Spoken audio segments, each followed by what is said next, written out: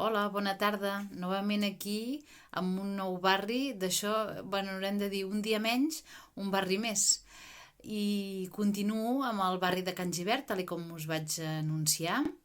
Però abans m'agradaria dir-vos que un dels ànims d'aquests vídeos també és compartir coneixement amb tots vosaltres, imatges, records dels diferents barris de Girona. I em va fer molta il·lusió ahir rebre per part de la Isabel Antolín, que segur que alguns de vosaltres la coneixeu perquè va treballar durant molts anys al centre cívic com a tallerista, al centre cívic Unyà. Doncs em va fer arribar ja imatges d'alguns llibres, d'alguna postal del pont del dimoni, i us ho compartiré aquí perquè seria interessant doncs, que amb aquests vídeos també fóssim capaços de recopilar els vostres records, les vostres imatges, els vostres coneixements sobre els diferents barris de Girona. Anem doncs per les ànimes de Can Gibert. En té una que es copsa d'una manera molt immediata, que és el seu passat de barri obrer. I això, si us acosteu a la plaça Pere Calders o a la plaça de la Petanca, com es coneix més popularment, doncs us trobareu un grup de persones. Bueno, ells en diuen la Moncloa, d'aquest raconet, d'aquests bancs pròxims a la Petanca, però us els trobareu segur sempre allà i ells us explicaran doncs, com va néixer el barri de Can Gibert, a l'entorn doncs, d'uns pisos edificats per al Patronat de la Santa Creu i de protecció oficial. Per tant, moltes famílies obreres varen començar a habitar aquest barri i el seu passat doncs, que es manifesta d'una manera més clara és aquest, el passat obrer. I això li dona una força especial. De fet, l'Associació de Veïns de Can Gibert sempre ha estat lleial a l'Ajuntament, però molt reivindicativa a l'hora de demanar les millores pel seu barri, i això alguns exregidors com en Josep Quintanes us ho poden explicar molt bé. Com us deia, doncs, la plaça Pere Calders o la plaça de la Petanca és el cor probablement del barri que batega més fort i on s'ha transformat en l'àgora i el punt de trobada de la gent del barri de Can Gibert i també de moltes celebracions. Us en deixo algunes imatges, festes multiculturals per donar la benvinguda i treballar la cohesió doncs, de les noves onades d'immigrants que han anat arribant al barri. Les primeres van ser andalusos i extremenys que el varen conformar, però han anat arribant persones de diferents orígens i aquestes festes doncs, ajuden a la cohesió.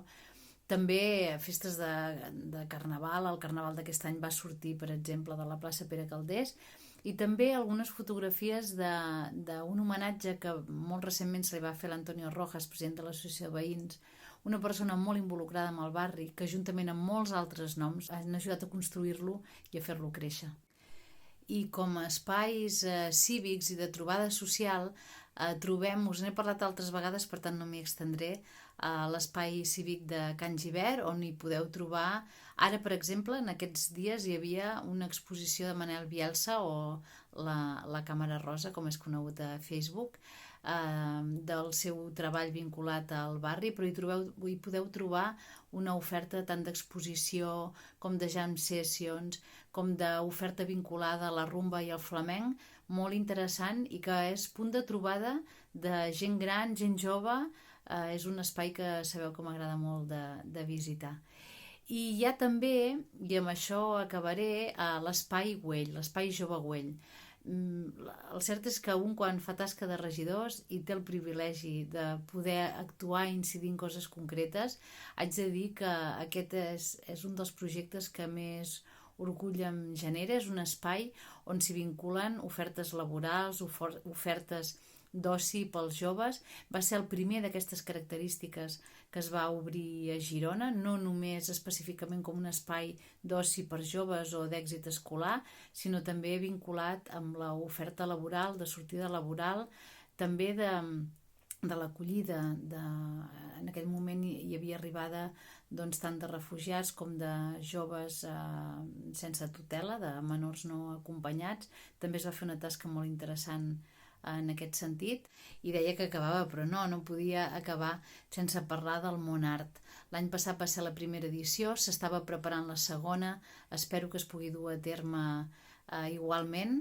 És un festival d'art urbà. L'art urbà està molt present també al barri de Can Gibert, també de Santa Eugènia. De fet, aquest és un festival que organitzen de manera conjunta, i us el recomano moltíssim. Ja hi ha moltes obres, us en deixo algunes al carrer, però estic molt segura que en aquesta nova edició veurem nous joves, nous artistes que ens sorprendran doncs, amb les seves creacions. I pel futur del barri, jo crec que seria interessant recuperar un projecte que de manera incipient el 2016-2017 el vàrem intentar recuperar. De fet, encara queda una partida pressupostària de 30.000 euros amb aquest objecte, però és un vell projecte que, si aneu al local de l'Associació de Veïns, veureu alguns dibuixos penjats a les seves parets, que són els patis de Can Gibert. Són aquells espais que queden en els passatges de Camp Cardós, de Puigneulós, són interiors d'edificis.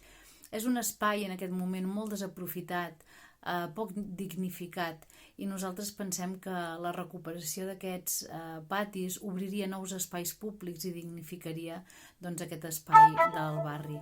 Això per un costat, i per l'altre el Parc de Mas Masó, un dels projectes participatius, també us en deixo imatges més interessants que jo he vist des de que soc regidora a l'Ajuntament de Girona, i que s'hi han fet algunes actuacions comunitàries molt interessants. Per tant, Mas Masó i recuperació dels patis de Can Gibert crec que serien dos reptes amb un futur més o menys immediat a emprendre.